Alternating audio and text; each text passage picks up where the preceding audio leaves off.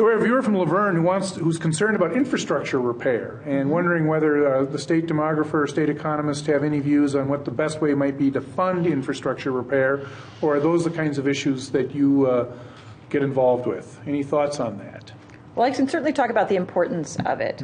So we often think about transportation infrastructure and those issues being about moving people from home to work, so commuting.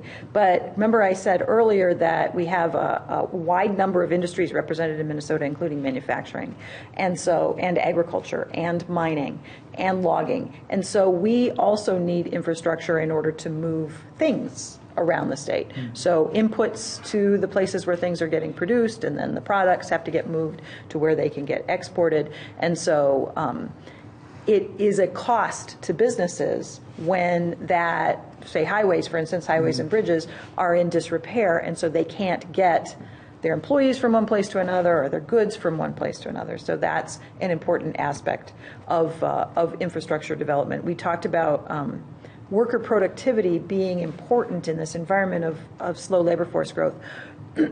I talked about technology being a way to increase productivity. Well, infrastructure is another way to increase productivity, whether it's communications infrastructure or transportation infrastructure. So keeping those things up to speed and contemporary and safe can improve our ability to get the most out of the workers that we do have.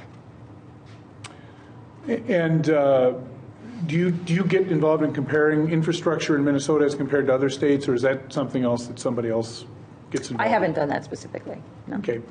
So from a demographic standpoint, I'm wondering, do you see infrastructure as something that influences where people live? Do numbers change as a result of changes in highways? And let me tell you why I asked that question. Let me give you an example from the standpoint of what I do in the legal business.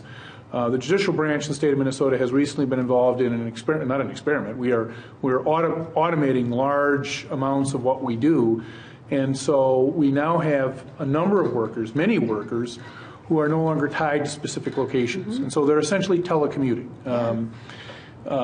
And I'm wondering if you see that data as influencing, or that event rather, as influencing the data that you get. And is this one way to help reverse population losses, for example, in some of those western and southern counties that we see?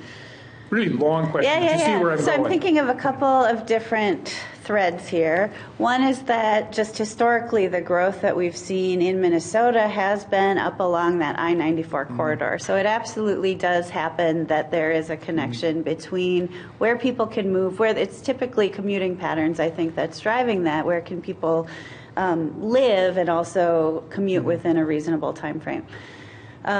Looking forward, I think the infrastructure that may really play a part is high-speed internet. So that's something that has yet to be fully implemented. I don't know if that's the right word, but covering the whole state. And I think it is a real opportunity if you think about more remote places, beautiful places where people may choose to live. If they have access to do those kinds of jobs from where they are. Many people right now don't have that opportunity just because they don't have the high-speed internet to do that. Another kind of related thing that internet may do to impact demography is just thinking about choices of couples. So we still tend to live in couples as Americans, and when you're looking to relocate or make a job change, many of us are families with two earners. That internet kind of internet access helps broaden the choices as couples as well. You're not looking for a metropolitan area where two careers can find a home. You may be able to have more flexibility with that. So I think it could play a part. Are you seeing any data that suggests, because there are places we do have problems with broadband throughout large chunks of Minnesota, but there are places that have this. In greater Minnesota, I'm thinking specifically, and I'm wondering, has there been any way to tease out of the data any indication of whether or not, from a demography standpoint, it's made any difference?